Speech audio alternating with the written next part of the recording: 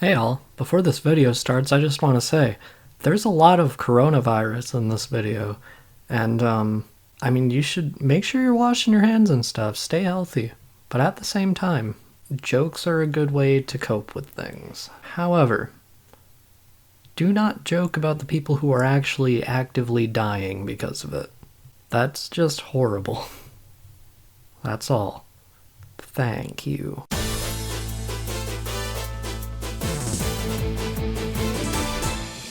Hey, Trump haters, don't be accepting that money he sends out. Remember, not your president. Hey, Trump lovers, don't be accepting that money he sends out. Remember, government handouts are for the weak. That's socialism. Juarez, Mexico had 773 murders in 2017. Directly across the border, El Paso, Texas had 19. The only thing separating them is a wall. Because wall work! It's funny because the lack of grammar makes me think he's just like a caveman, and I mean, looking at who tweeted it, it's not that surprising. Detroit had 267 murders in 2017. Directly across the border, Windsor, Canada had 3. The only thing separating them is a river, and gun control, and a properly funded school system, universal health care, 12 months of paid parental leave, etc. Because those things work. When you take a knee during our national anthem, you disrespect the men and women who lost their limbs so you could spend your Sundays playing games. We stand for our veterans and military. We stand for our law enforcement. And we stand for ellipses. Hey, NRA. I lost both my legs in Iraq, and the only thing I'm upset over is not being able to kneel alongside them, you fucking ghouls. I don't approve of tattoos. Mainly it is written in the Christian Bible not to mark your body. I love you, Dwayne, but this is the only thing I do not approve of. It is your choice, of course. Loving the Rock. It also says not to pierce your ears or get a divorce, but one click on your profile shows you obviously pick and choose which parts of the Bible fit your agenda. So many of us just lost our jobs today and will not be able to pay our bills because of it.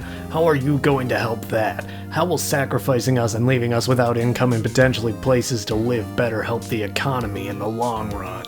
Because if we are dead, there won't be an economy. Like, this just sounds like dialogue in like a movie trailer. I don't know what movie this is, but failing Michigan governor must work harder and be much more proactive. We are pushing her to get the job done. I stand with Michigan.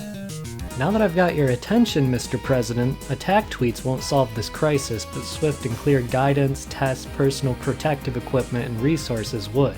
FYI, here's what I've done so far. March 13, prohibited large gatherings 250 plus.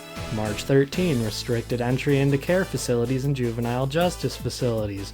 March 14, enhanced restrictions on price gouging. March 16, closed places of public accommodation. March 16, prohibited large gatherings 50 plus. March 16, extended unemployment benefits. March 16, lifted roadway restrictions. The latest information is available at michigan.gov/coronavirus.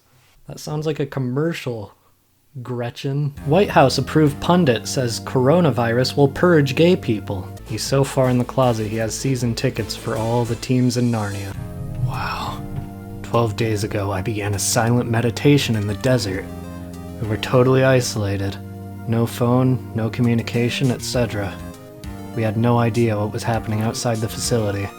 Thank you, Jared. We're all struggling during this time. I don't have the virus, but I did have to read these tweets. What's the worst quote you've ever seen written down? What's the worst quote you've ever seen written down? Saturday Night Live suspends next 3 shows amid coronavirus pandemic. Well, I guess we can't say there hasn't been any upside of the coronavirus outbreak.